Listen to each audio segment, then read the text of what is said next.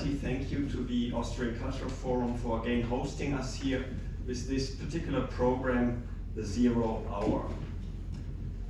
In a poem published in 1966, the Austrian experimental, some call him even Dadaist poet, Ernst Krenek wrote, and this is not a Dada poem, "Father, come tell me about the war.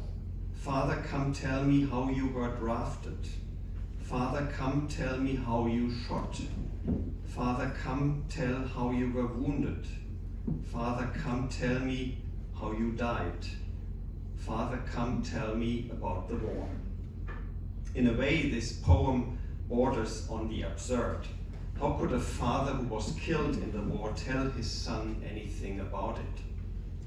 The absurdity of the war, the disruption it causes in countries, nations, families, between generations, is one of the themes of this poem.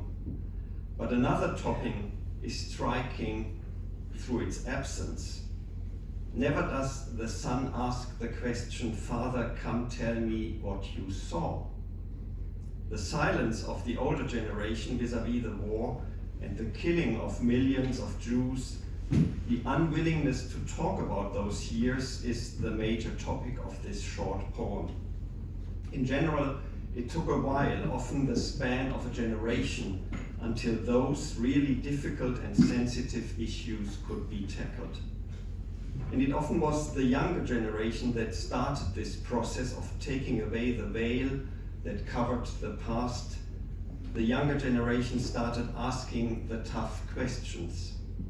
Ruth Klüger was 14 when the war ended in 1945.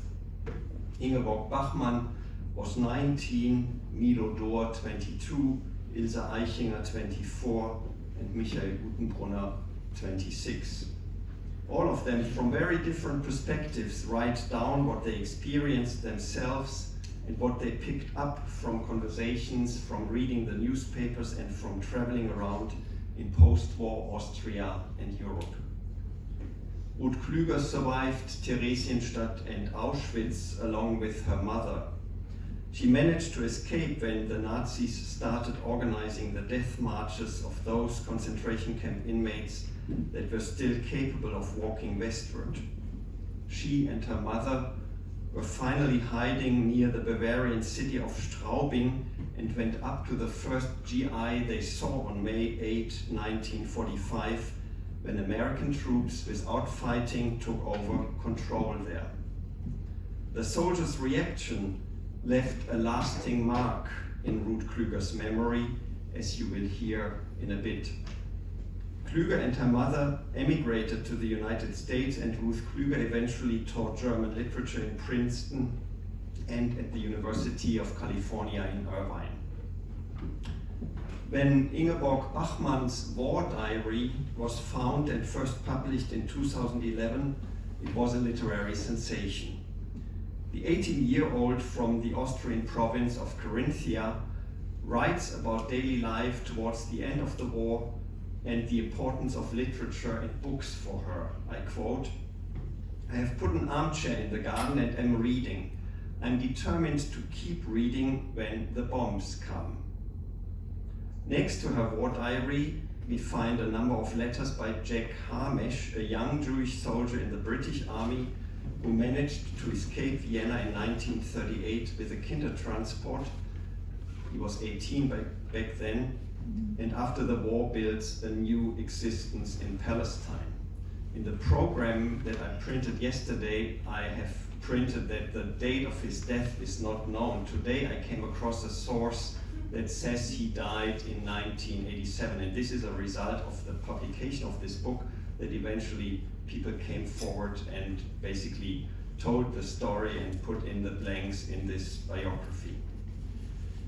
It is touching to see in this book, the diaries and the letters, how a dialogue and eventually a bond of affection is established between Bachmann and Harmesh, for both of them a very personal liberation story. Milo Dor, born in a Serbian family in Budapest, grew up in Belgrade and joined the communist youth movement and eventually the resistance against the German army invading his country. He was arrested and stayed in prison and various camps until eventually he was deported in 1943 to Vienna. His novel, Dead Man on Leave, is the story of the Yugoslav resistance which he had experienced firsthand. Ilse Aichinger was half Jewish. Her mother was a Jewish pediatrician, her father a Catholic Austrian teacher. The parents divorced in the late 1920s. After the Anschluss, the annexation of Austria by the Nazi regime, Aichinger as a half-Jew could not continue to study. She worked as a slave laborer in a button factory, but she was able to hide her Jewish mother in the room that was assigned to her literally across the Gestapo headquarters in Vienna, the Hotel Metropole. Her twin sister was able to flee Austria with one of the Kindertransports. As early as 1949, Ilse Aichinger finished her surrealist novel The Greater Hope, that tells the story of a Jewish child's persecution by the Nazis in Vienna. Ingeborg Bachmann, Milo Dor, and Ilse Aichinger later became members of the famous literary group Gruppe 47, Group 47, which was founded by Hans Werner Richter in 1947 and existed for 20 years. It was important as a cultural institution in the early years of the young Federal Republic of Germany and offered many young writers a chance to try out their voice and to be first seen and heard in the public. Michael Guttenbrunner is a very interesting figure. He was born as the son of a farmhand and never finished any formal studies. He worked on a farm himself and later started an apprenticeship as a printer. He was kicked out of this school after the Nazis had annexed Austria because he refused to sing the Nazi party anthem, the Horst-Wessel song. In 1941 he was drafted into the army but was court-martialed 3 times. He was an anti-fascist through and through and immediately after the war started collecting and publishing poems by Austrian writers who had to flee their homeland when the Nazis came to power. In 1947, he began publishing his own poetry and prose, and his collected works now fill 18 volumes. The great Austrian novelist, political scientist, and psychologist Hermann Broch and the much younger Volkmar Zülsdorf, who was the executive director of the German Academy of Arts and Science in exile and was on the board of Elysium between 2 continents until he passed away a few years ago. The two of them, Broch and Zülsdorf, started an intensive correspondence in 1945 that lasted for 4 years. Volkmar Zülsdorf was among the first to return to Germany at the end of World War II to help rebuild a democratic nation, while Broch stayed in Princeton. Their correspondence was published by Suhrkamp in 1986 under the title Letters About Germany. Passionately, they discussed the various events and political options for post-war Germany and Europe. They talk about the necessity of each citizen to be politically active and engaged, and the importance of moral integrity on a personal and a communal level. You will hear excerpts of all these different books and authors I just mentioned, but at the very center of this evening's program you will hear a big part from the manifesto which the political prisoners who had survived Mauthausen, one of the most brutal Nazi concentration camps, wrote down immediately after their liberation.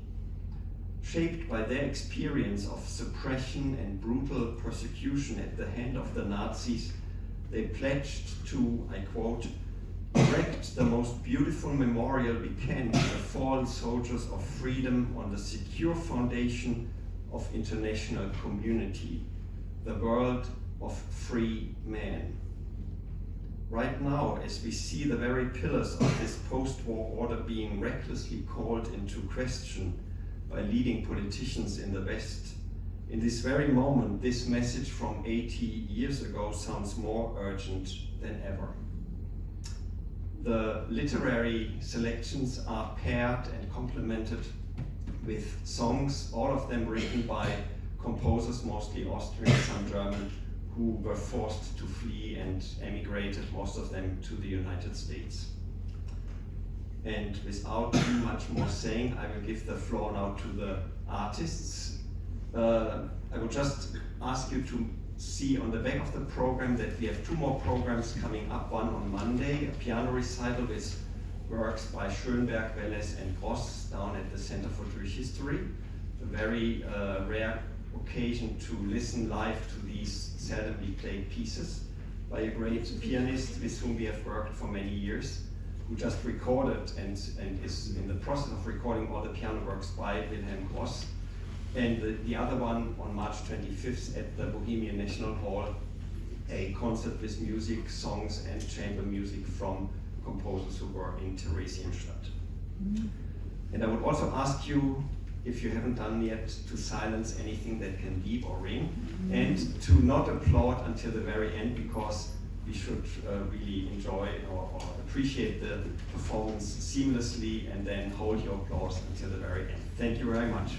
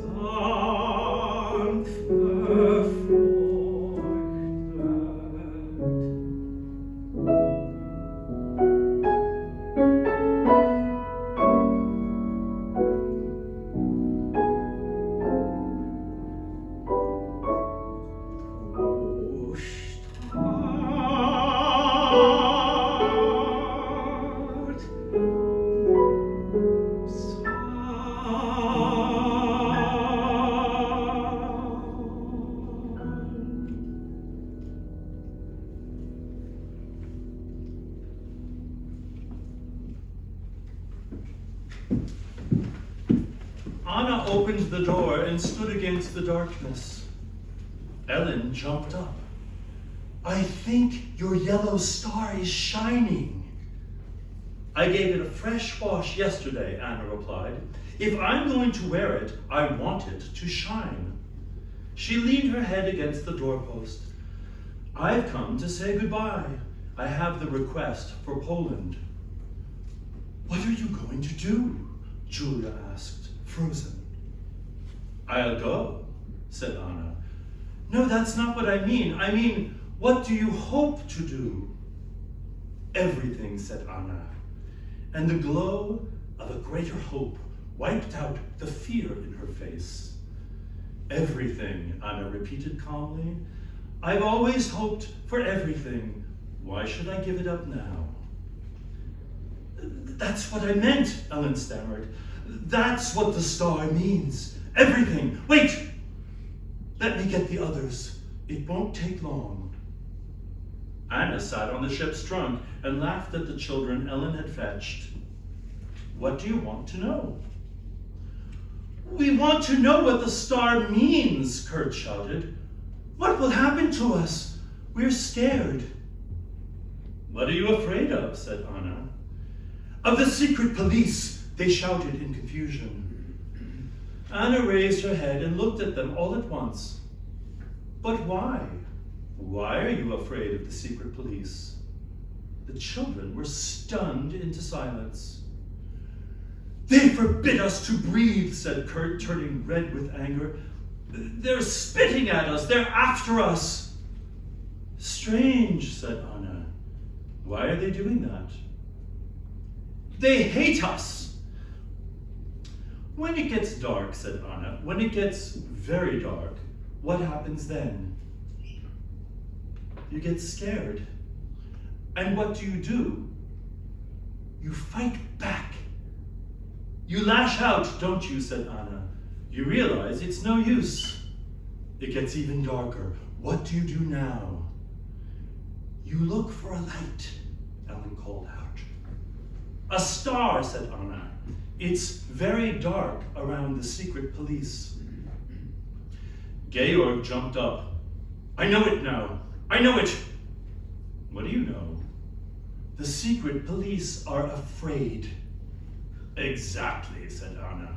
"The secret police are afraid. They are living fear, nothing more." The gleam on her face brightened. "The secret police have lost their star. They are following a foreign star." "But the one they've lost and the one we are wearing are one and the same." "And if only we were rejoicing too soon," said Bibi, standing still. "What if it were true, what I've heard?" "What have you heard?" Anna asked. "The star means death." "How do you know that, Bibi?" "Because my parents thought I'd already fallen asleep."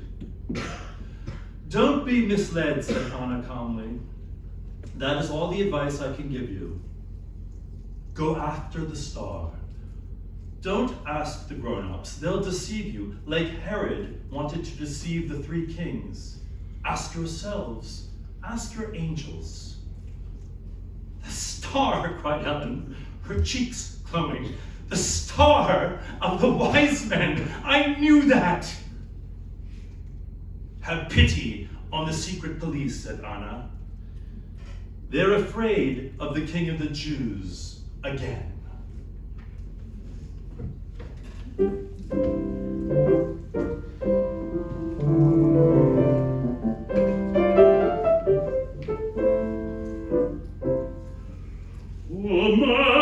wohl die Stadt, die schöne Mädchen hat, die schöne Frauen und Mädchen hat, ob Magdeburg die Stadt. Da alles steht im Flor.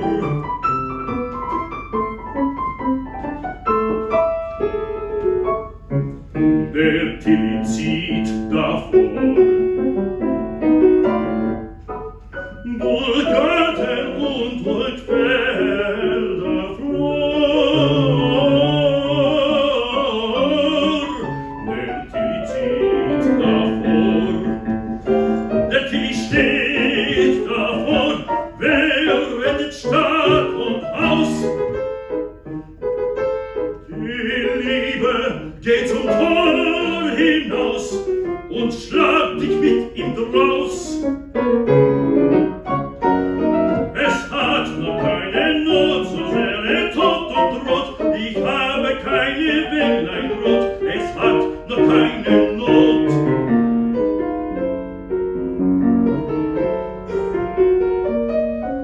Die Sehnsucht macht mich bleich.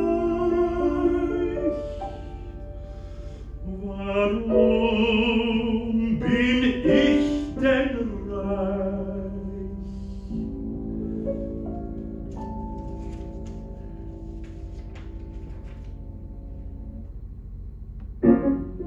Dein Vater ist vielleicht schon bleich, du Kind, du machst mich weich. O Mutter, gib mir Brot, ist denn der Vater tot? O Mutter, gib ein Stückchen Brot. Oh, welche große Not! Mein Vater ist hin, die Bürger alle fliehen, schon fließt das Blut die Straße hin. Wo fliehen wir hin, wohin? Hier stürzt im Graus, da droben brennt das Haus, es flammt das Dach, schon flammt's heraus. Nur auf die Straße hinaus. Ach, keine Rettung mehr, in Straßen rast das Heer, mit Flammen rast es hin und her. Ach, keine Rettung mehr, Häuser stürzen rein. Wo ist das mein und dein? Das Bündelchen, es ist nicht dein, du flüchtig Mägdelein. Die Weiber bangen sehr, die Mägdlein noch viel mehr. Was liebt, ist keine Jungfer mehr.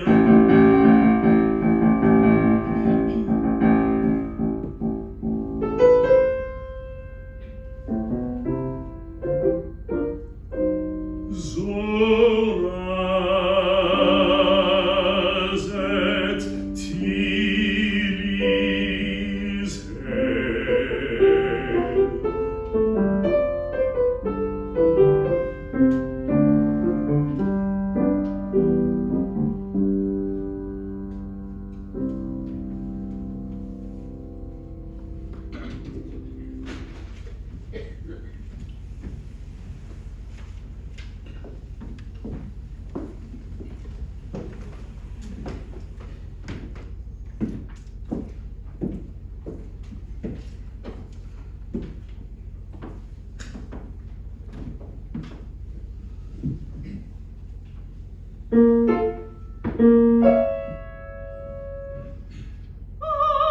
Als ich einst in Tarion ging,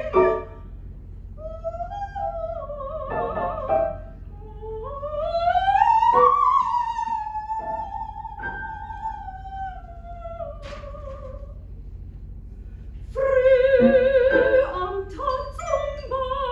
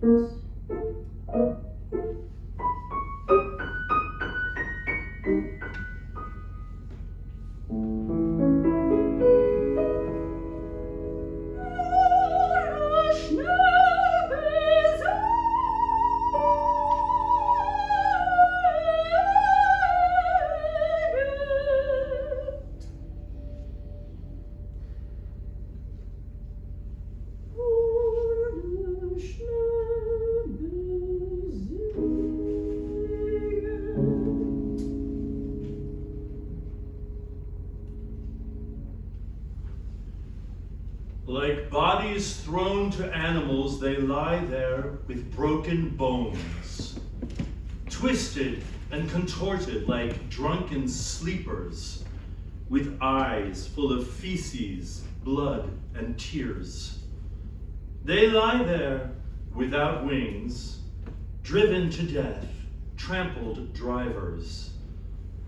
Faces bent to see, frightened faces, immersed in earth, in water, in sky.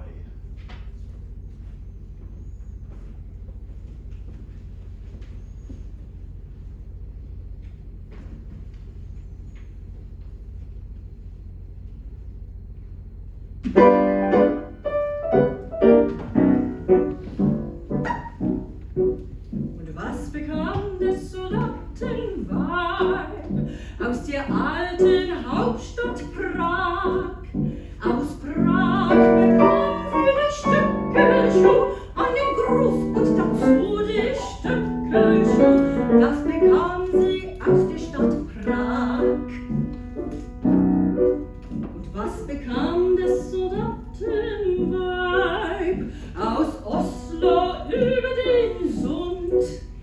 Aus Oslo bekam sie das Krieglein aus Pelz, hoffentlich gefällt's, das Krieglein aus Pelz, das bekam sie aus Oslo am Sund. Und was bekam das Soldatenweib aus dem reichen Amsterdam? Aus Amsterdam bekam sie den Hut, und es steckt ihr Hut, der hollische Hut, die bekam sie aus Amsterdam.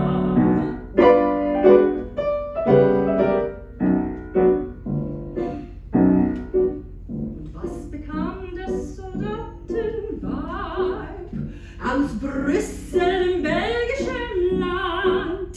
Aus Brüssel bekam sie die seltene Spitze, ach, das zu besitzen, die belgischen Spitzen, die bekam sie aus belgischem Land. Und was bekam das Soldatenweib aus der Lichterstadt Paris? Aus Paris bekam sie das seidene Kleid zu der Nachbarin Neid. Das seidene Kleid, das bekam sie aus Paris. Und was bekam das Soldatenweib aus dem südlichen Bukarest? Aus Bukarest bekam sie das Hemd, so bunt und so fremd, das rumänische Hemd, das bekam sie aus Bukarest.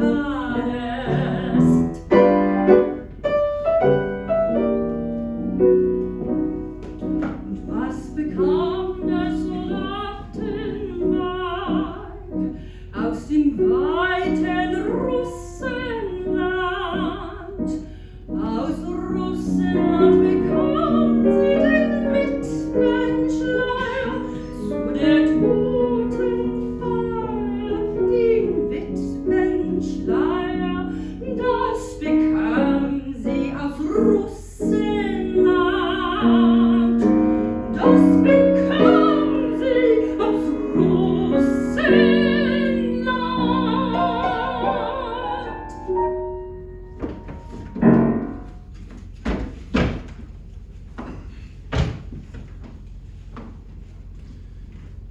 Theresienstadt wasn't all that bad, the woman said to me.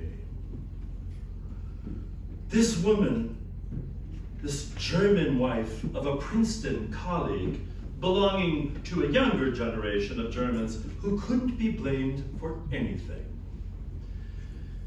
She was determined to reduce the past until it fit into the box of a clean German conscience that wouldn't cause her countrymen to lose any sleep.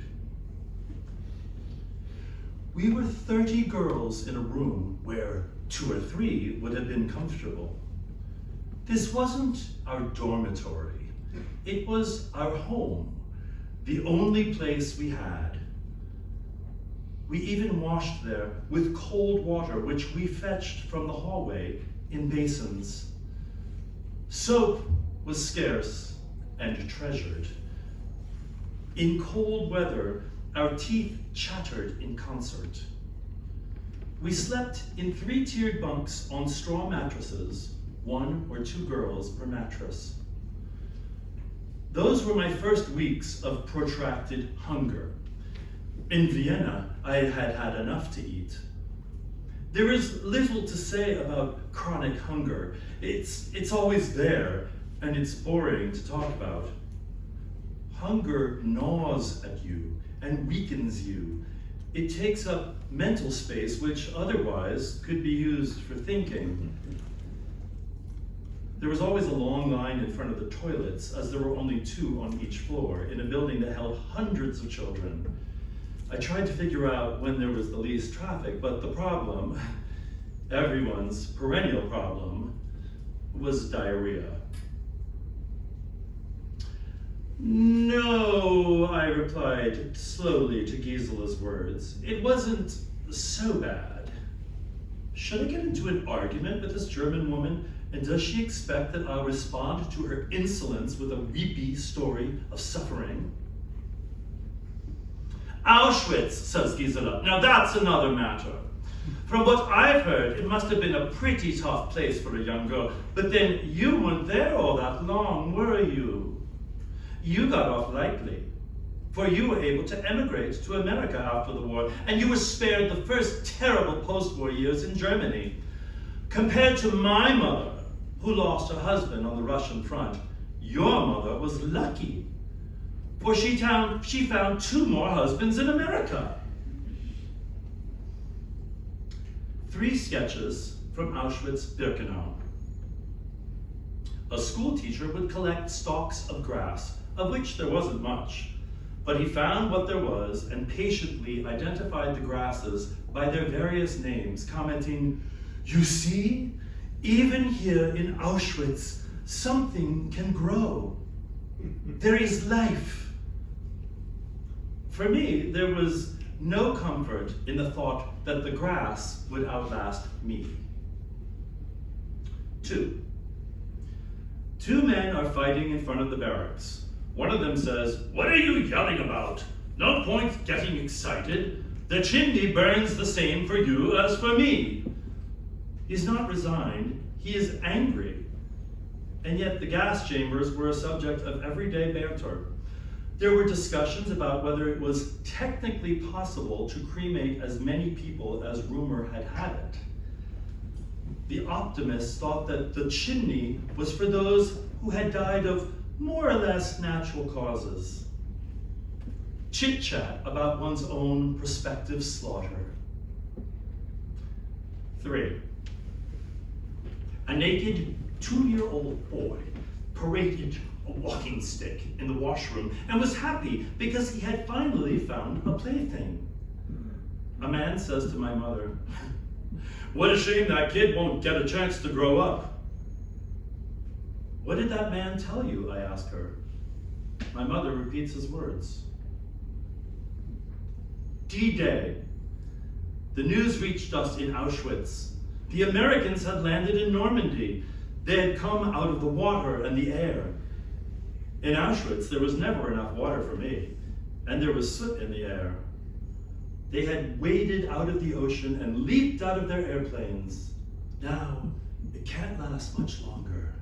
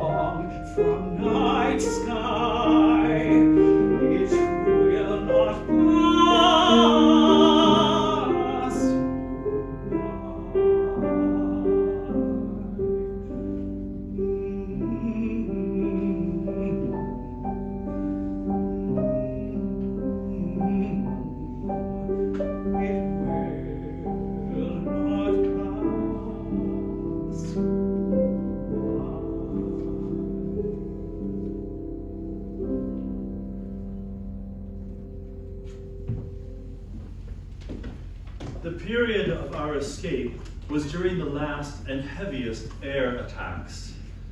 Germany, the scourge of Europe, was scourged in turn. Her great cities set afire. The Allies had not bombed the concentration camps, and so I had no experience with death from the air. Finally, the bombs seemed to fall directly on my head. Several times I was convinced the end had come. For minutes at a time, I must have lost my mind. I yelled and clung to my mother, who remained perfectly cool as usual. And then one day, they came the Amis, the Americans. Without a battle of Straubing, they had taken over the streets by advancing with their tanks and jeeps. The long nightmare, the 7 lean years since Hitler's army invaded my homeland, was suddenly over. We had arrived. We hadn't planned any further than this moment. We walked down to the town center, looked at each other in amazement, and asked, "What now?" My mother, determined to try out her English, walked up to the first American uniform she saw and told him in a few words that we had escaped from a concentration camp. Since I knew no English, I couldn't understand his answer, but his gesture was unmistakable. He put his hands over his ears and walked away. My mother translated. He had had his fill of people who claimed they had been in the camps. They were all over the place. Please, leave him alone. There was warm sunshine on my bare arms, which I no longer had to cover up to hide the Auschwitz tattoo. And I could use my real name again. It was a great occasion. But I was glad that we had freed ourselves and didn't depend all that much on the victors, because my imagination had provided a more colorful picture of the great hour of liberation. Here was my first American, and he deliberately closed his ears. One thing I figured was for certain. This war had not been fought for our sake.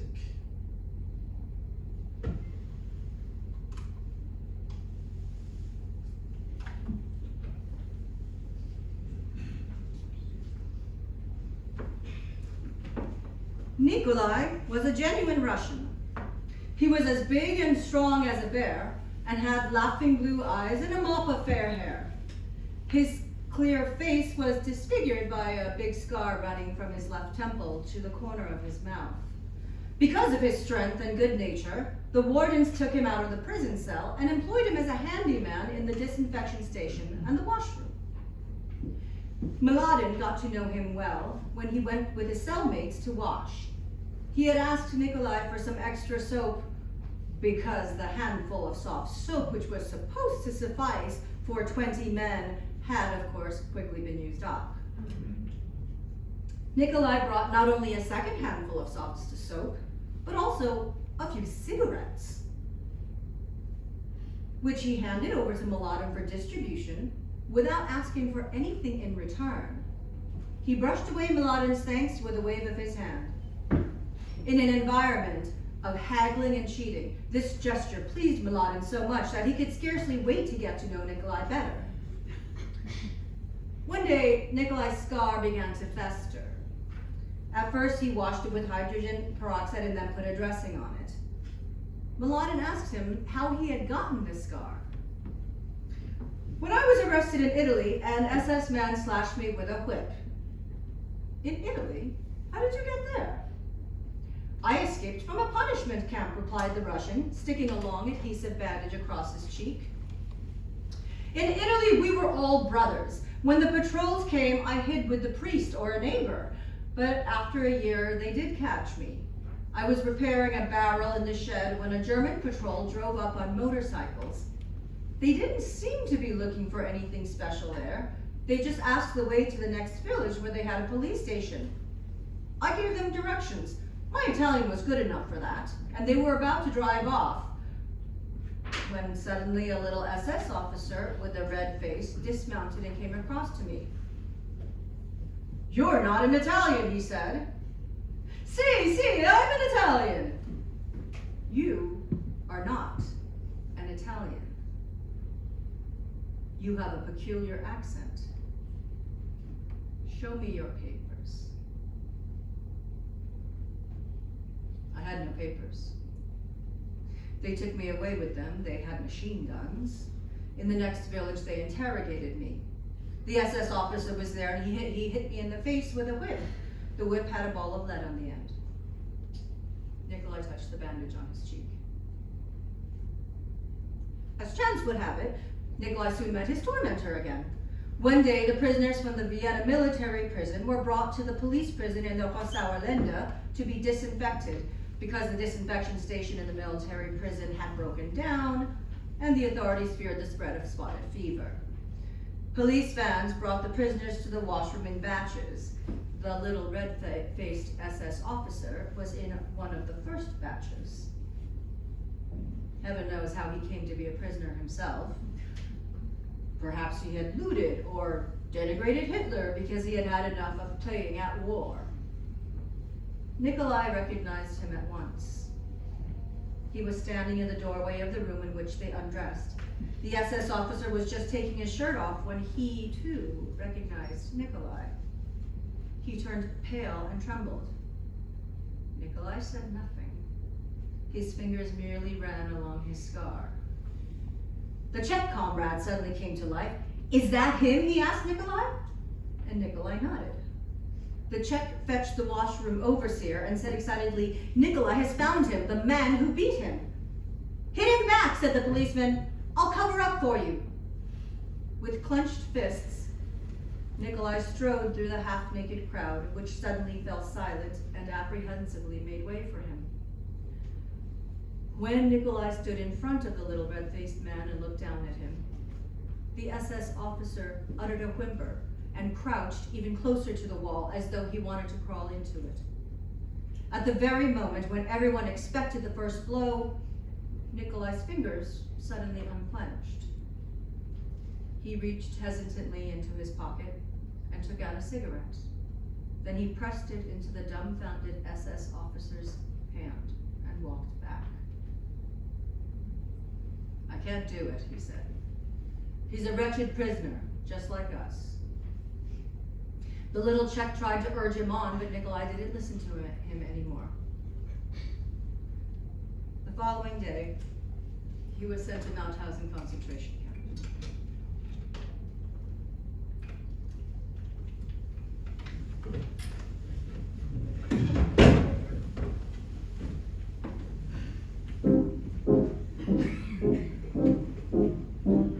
Stacheldraht mit Totgeladen ist unsere Welt gespannt, drauf ein Himmel ohne Gnaden sendet Frost und Sonnenbrand. Fern von uns sind alle Freuden, fern die Heimat und die Frauen, wenn wir stumm zur Arbeit schreiten, Tausende im Morgengrau. Doch wir haben die Losung von Dachau gelernt und wir wurden stahlhart dabei. Bleib ein Mensch, Kamerad, sei ein Mann, Kamerad, denn ganze Arbeit hat an, Kamerad, denn Arbeit macht frei, denn Arbeit macht frei.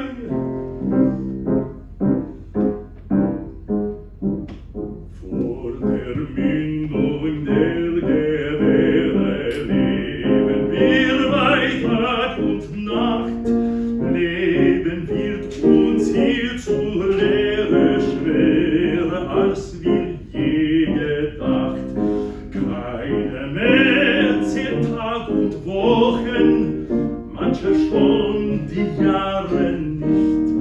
Und so viele sind zerbrochen und verloren im Gesicht. Doch wir haben die Losung von Dachau gelernt und wir wurden stahlhart dabei. Bleib ein Mensch, Kamerad, sei ein Mann, Kamerad, denn ganze Arbeit packt an, Kamerad, denn Arbeit macht frei, denn Arbeit macht frei.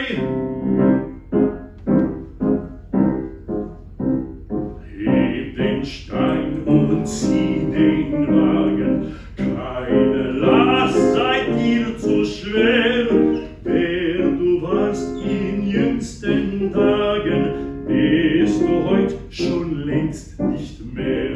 Steh den Spaten in die Erde, grab dein Mitleid tief hinein und im eigenen Schweiße werden selber du zu Stahl und Stein. Denn wir haben die Losung von Dachau gelernt und wir wurden stahlhart dabei.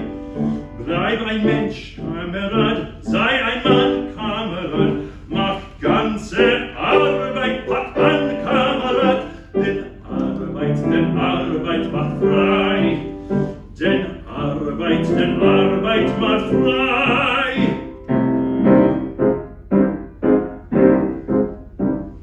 Eins will die Sirene künden, auf zum letzten Zählappell, draußen dann, wo wir uns finden, bist du Kamerad zur Stell. Hell wird uns die Freiheit lachen, schaffen heißt's mit großem Mut, und die Arbeit, die wir machen, diese Arbeit, sie wird gut. Denn wir haben die Losung von Dachau gelernt und wir wurden stahlhart dabei. Bleib ein Mensch, Kamerad, sei ein Mann, Kamerad, mach ganze Arbeit, pack an, Kamerad, denn Arbeit macht frei, denn Arbeit macht frei.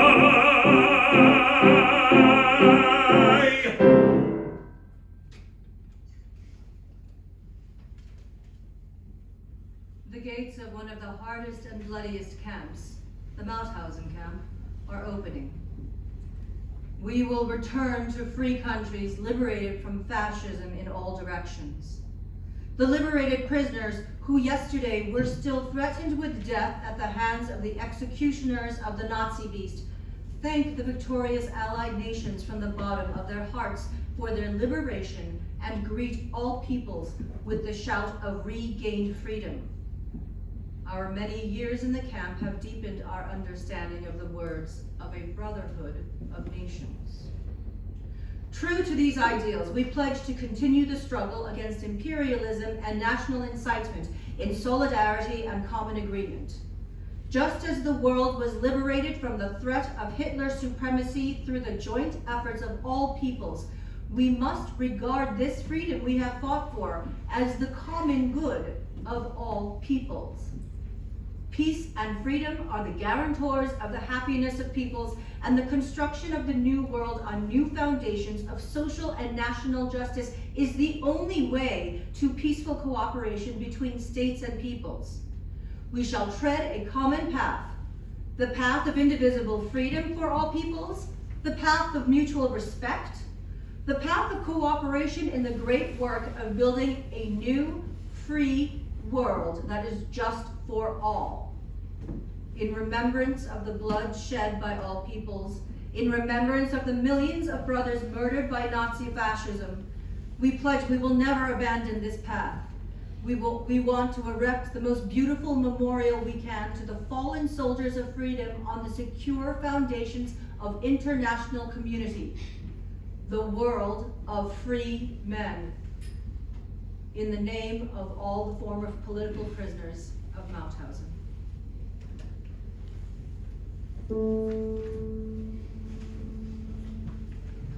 Du kleiner Kasten, den ich flüchten trug, dass seine Lampen mir auch nicht zerbrechen, besorgt vom Haus zum Schiff, vom Schiff zum Zug,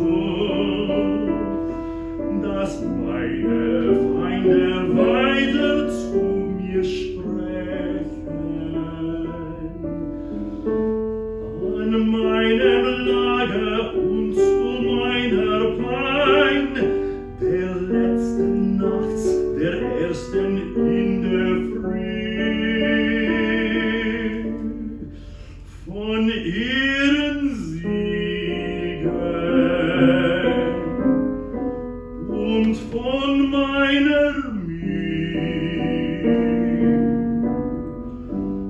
Versprich mir, nicht auf einmal stumm zu sein.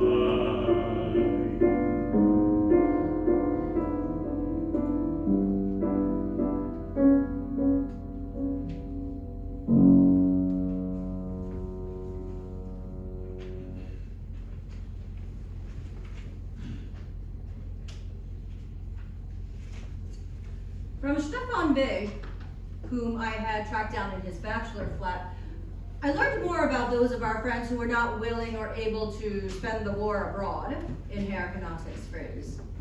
Some of them were arrested in the first days of the annexation and have since disappeared. Others took their own lives, among them Egon Friedel, who leaped out of his window when he heard the Gestapo on the staircase. And some, who did not feel directly threatened, refused to leave a city which was hostile to them, the air of which they must breathe in spite of the danger of perishing there. One of these was Peter Hammerschlag. He came from a well-to-do family, but had never felt the desire to pursue a bourgeois career. Dependent on his family, he had led an entirely free existence. For a long time, he remained without income, but he scraped together a daily living, funding his expenses in the cafe and occasional travels with the help of his scarcely better-off friends. No one had any serious quarrel with this way of living. It was a tradition among the great Bohemians in Austria. Eventually, though, in the 30s, he was able to turn his wit to good account when political cabarets began to be presented in all sorts of establishments. Peter Hammerschlag proved to be a master at satire. At last he was in his element. After the annexation, most of these little cabarets disappeared. Hammerschlag was advised to flee to safety. But after spending some time in neighboring Yugoslavia, Peter returned as illegally as he had left. The polemicist was suffering from incurable homesickness. But now he had to go underground. For more than 2 years, he lived the life of the unseen, men and women without identity, without an officially recorded existence. During the day, he slept in friends' apartments. By night, he dared to go out in the street, but always in fear of the police. One day, he saw a man across the street selling a pack of cigarettes to another. Suddenly, he felt the urge to behave like a normal person. He ran out of the apartment, down 3 flights of stairs, and out the front door. Unshaven, in wrinkled, musty clothes, he went up to the man with the cigarettes to buy a pack from him. It was the block warden of his building. Stefan indicates the end of the story with a movement of his hand. We drink coffee, the gift of an American friend. Stefan is a pleasant host, asks me about all our friends abroad, and reports with genuine concern on the fates of those who stayed behind. Despite this, or perhaps precisely because of this, I begin to see the equivocal nature of his situation. Here is a man who has come to terms with the powers who took control of his country in 1938. An opponent of their ideology, he nevertheless edited a daily newspaper. In a cautious way, he presumably continued to defend whatever he found to be right and just. He helped the persecuted wherever he could and declined to become a party member, though later I learned that Stefan, out of prudence and to protect his friends, had in fact joined the National Socialist Party. Once a week with like-minded friends, including a high-ranking police officer and an actor at the Burgtheater, he would discuss the vulgarity of the regime and the likelihood of an imminent victory by the Allies. But during all this time, he not only profited from the situation, living in freedom while others perished in jail, eating his fill while others died of hunger, but in reality supported and maintained the regime a small cog in the mechanism which kept the whole appliance working. But who in Austria? Apart from the former inmates of the concentration camps, the corpses of their comrades in the mass graves, apart from the 600 resistance fighters who were hanged or beheaded, and thousands more who were not discovered, who is not equally implicated? In England during the war, when we dreamed of seeing our homeland again, we resolved not to shake hands with anyone who had been connected in any way with the regime. Now, that resolution seems ridiculous to me, as all lines of demarcation have blurred.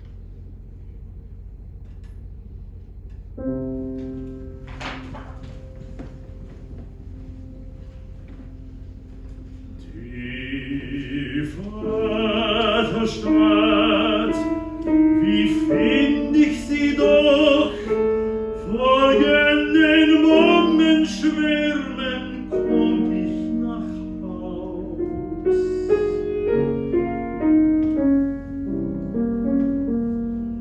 Wo liegt sie mir, dort wo die ungeheuren Gebirge von Rauch stehen, das in den Feuern dort ist sie. Die Vaterstadt, wie empfängt sie mich voll? Von mir kommen die Bomber, tödliche Schwärme, melden euch meine Rückkehr. Feuersbrünste gehen dem Sonn voraus.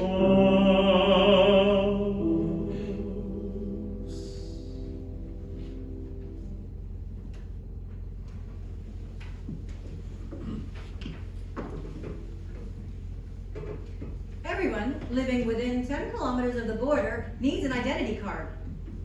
Villach is still in the border zone. If you want to get an identity card or are looking for work, you have to go to the FSS. I don't know what that means. Some say Secret Service, but of course that's nonsense. I went there today and didn't have to wait long to be seen. There were 2 Englishmen in the office. One was very wild looking, with a beard. They say he's from South Africa. The other is short and a little on the ugly side, with glasses, but he speaks fluent German with a Viennese accent. The South African doesn't speak it so well, just broken German. The short one had me fill out the forms, then he looked at me and said, "Aha, you've taken your high school exam." I imagine he was surprised because all the other girls are peasant girls. Then he said, "German Girls' League, of course." I suddenly felt quite sick and didn't utter a word, just nodded. Of course, I could have told him that I probably wasn't on any lists any longer, as I didn't transfer at 14 and was never sworn in either, and after that I was never roped in for meetings, nor went to any. But I don't know what was wrong with me. Also, I assumed everyone else had probably told him that they weren't members and they had only been forced to go, and so he probably wouldn't believe a word of what I said. Finally, he said, "Think carefully whether you were a leader. We'll find out if you were." I managed to stammer, "No." But I think I blushed bright red, and I was so desperate I turned even redder. I simply can't understand why you blush and tremble when you're telling the truth. Yesterday I went to inquire about my identity card. Only the South African was there. It'll be a few days before I get my card. By the greengrocers, below the district council offices, the other one suddenly got off his bicycle. He could still remember my name, and that was quite different. Not mocking anymore. Embarrassed, if anything. He's called Jack Hamish. I was quite embarrassed too. He asked me where I lived in Villach and walked me as far as the bridge.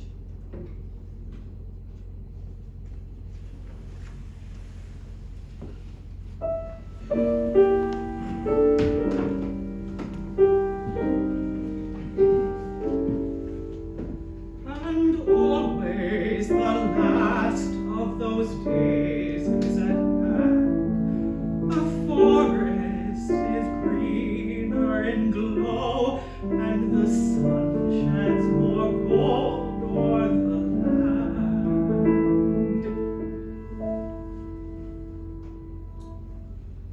The summer is gone, and the fall begins.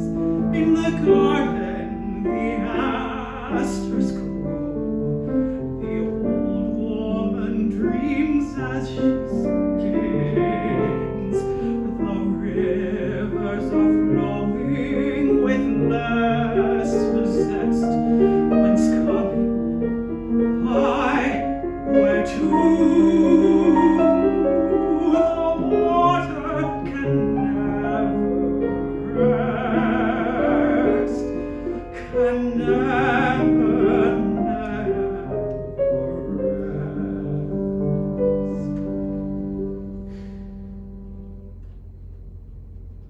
A leaf tumbled down from the apple tree.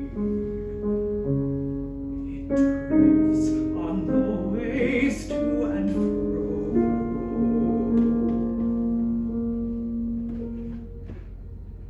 The same way the waves play with me.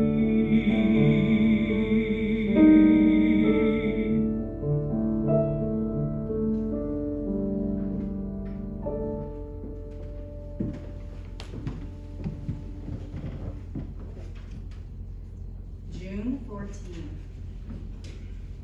My mind is still in a whirl. Jack Hamish was here. This time he came in a jeep. Naturally, everyone in the village stared, and Frau S. came over twice to have a look in the garden. I took him into the garden because Mummy is in bed upstairs. We sat on the bench, and at first I was trembling so much that he must have thought I'm mad or have a bad conscience or God knows what. And I've no idea why. I can't remember what we talked about at first, but all at once we were on to books. To Thomas Mann and Stefan Zweig and Schnitzler and Hofmannsthal. I was so happy. He knows everything. And he told me he never thought he'd find a young girl in Austria who'd read all of that despite a Nazi upbringing. And suddenly everything was quite different, and I told him everything about the books. He told me he was taken to England in a Kindertransport with the other Jewish children in 38.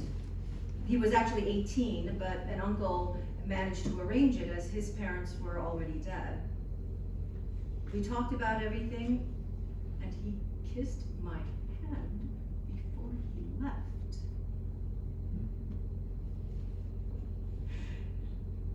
No one's ever kissed my hand before. I'm out of my mind with happiness. And after he'd gone, I climbed up the apple tree and it was already dark, and I cried my eyes out and thought, I never want to wash my hand again. Everyone is talking about me, including all our relations, of course. She's going out with the Jew. And naturally, Mummy's quite worried because of all the gossip. She just can't understand what it all means to me. Because she keeps beating around the bush, I brought up the topic myself while we were cooking today and told her that nothing was ever said between us that another person couldn't hear.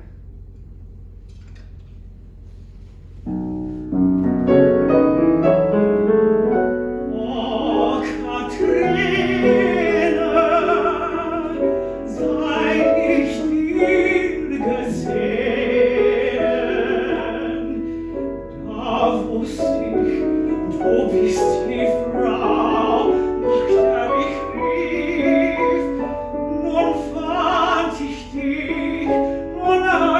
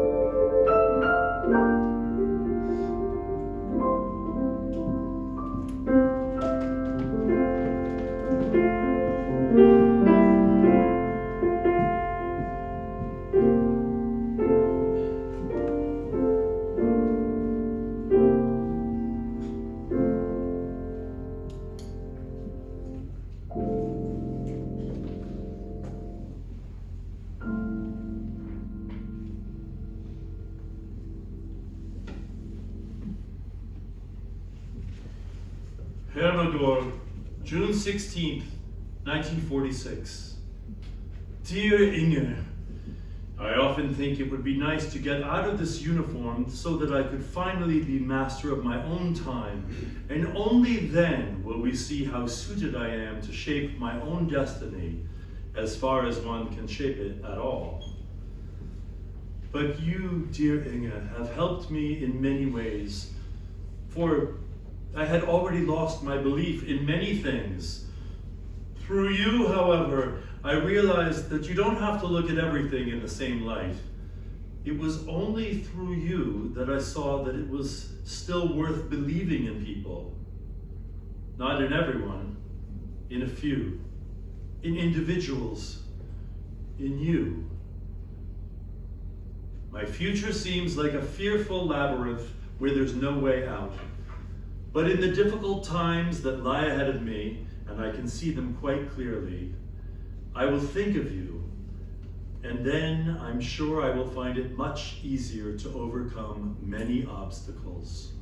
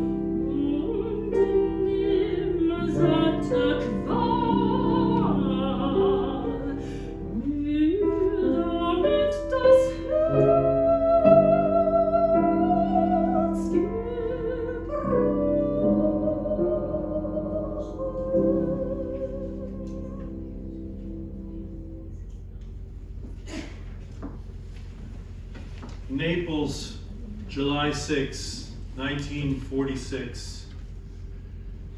The days I spent with you, dear Inge, were days such as I have seldom had in my life. I was glad just to see you. If I could talk to you and be together with you, dear Inge, then I felt what you and your dear home and your lovely garden meant to me.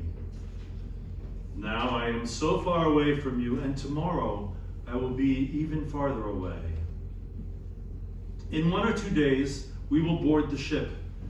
Then it will be off to that troubled country where it seems peace can never come. Here, I've met other fellow soldiers who are setting off on the same journey. Many of them are much more confident than I am. They see Palestine as the only country where the problem that has been waiting 1,000 years for solution can be solved. Perhaps they're right. Until now, I've never joined in those discussions, for they arouse violent and bitter arguments.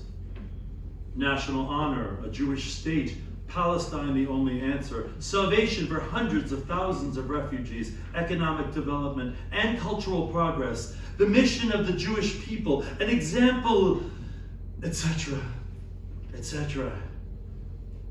Those are the slogans buzzing round, but which barely penetrate my consciousness in my present state.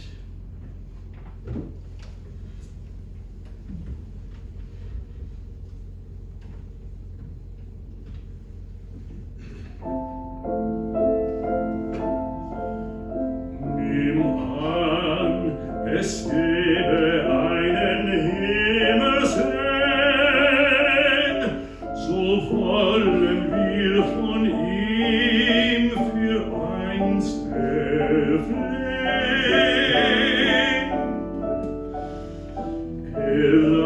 dass uns auf irgendeinem Stern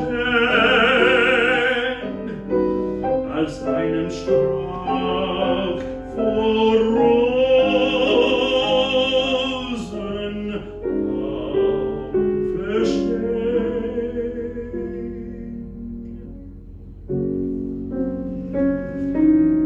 Ich will die Wurzel sein, du sei der Strauch, ich will die Zweige sein, du sei das Blatt, ich sei die Rose, du sei das Arom.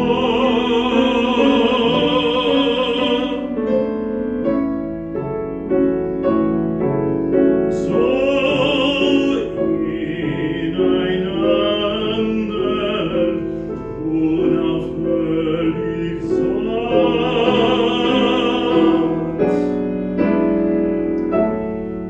so eins in jeder Fasel, jedem Hauch, sei unser Leben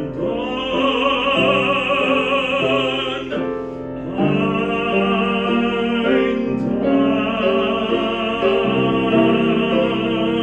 Dankesstrom.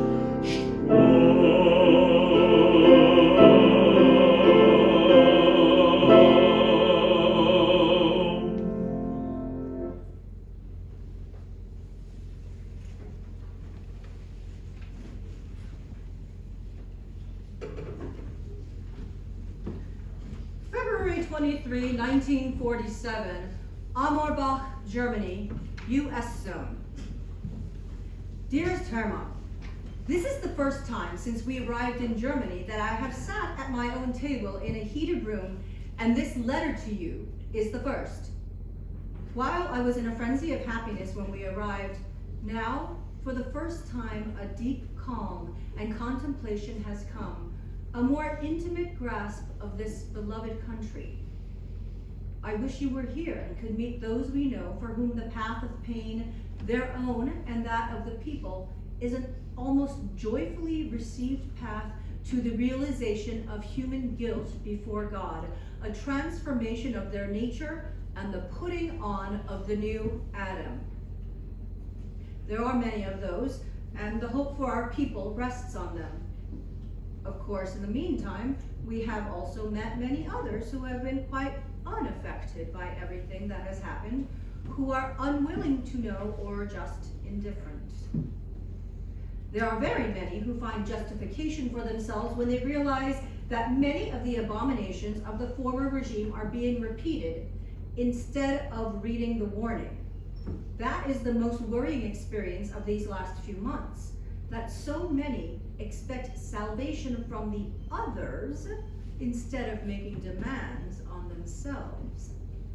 According to consistent reports from many quarters, National Socialism had largely burned out when the collapse came, and the masses were ready for democracy along Western lines. What came, of course, was everything else. One wonders at the naivety that expects the new form to be brought to us from outside, and that so many speak so little of their own thoughts, hopes, and wishes for the rebuilding of the empire, of the hunger and thirst for justice in each individual on which it must rest, and of the love it gives birth to. It may be psychologically understandable that the sense of responsibility for the past is often lacking, the flight to remember the horror of those wicked years. What worries me much more is that so many people lack a sense of the fact and necessity of their own personal responsibility for shaping the future.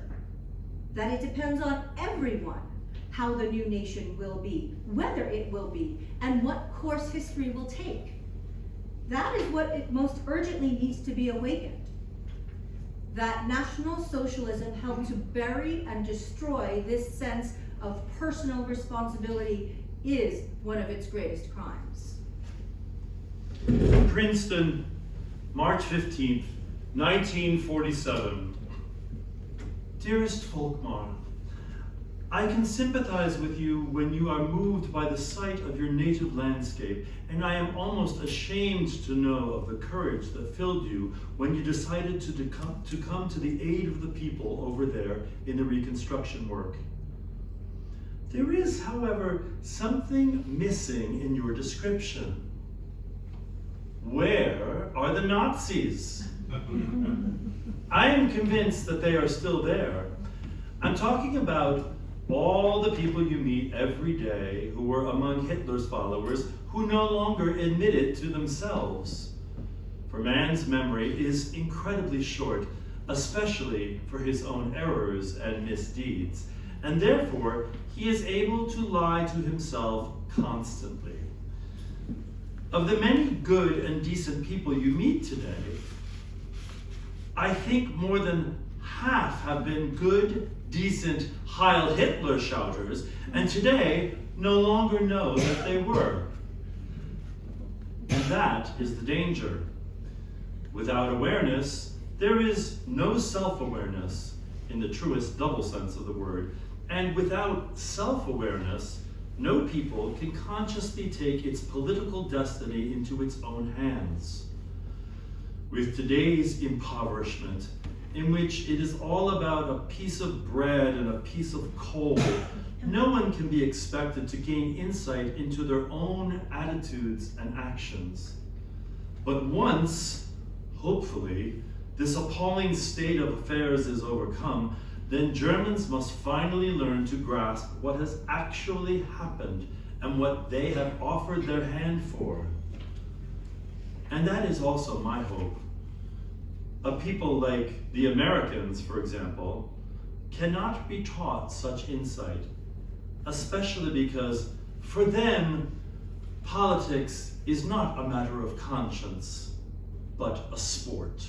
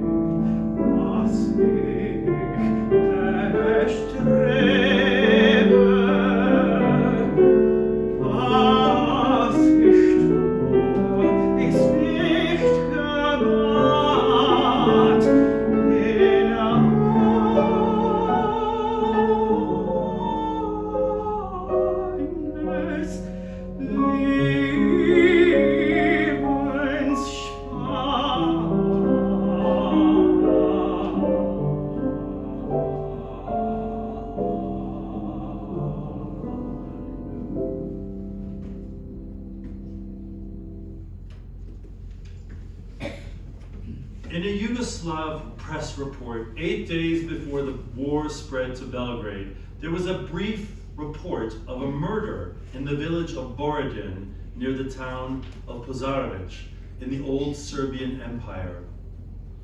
There, the mayor's son killed a traveling salesman, one of those children of Ahasver who wander from village to village where no one asks where they come from and where they are going, and certainly not whether they are alive or not. So the mayor's son killed one of them and robbed him. This was the first crime to occur in the Borodin community for several decades. And for this reason, the village of Borodin decided to fast for 2 months. Furthermore, the Borodin Council decided to confess and take communion after the 2-month fast, and finally, to raise a sum of money for the poor of its parish. And this happened in a country that already had to fear for its peace every day, and this happened at a time when aerial bombs were being dropped on blameless cities. And this happened in the second year of a war whose end was not in sight.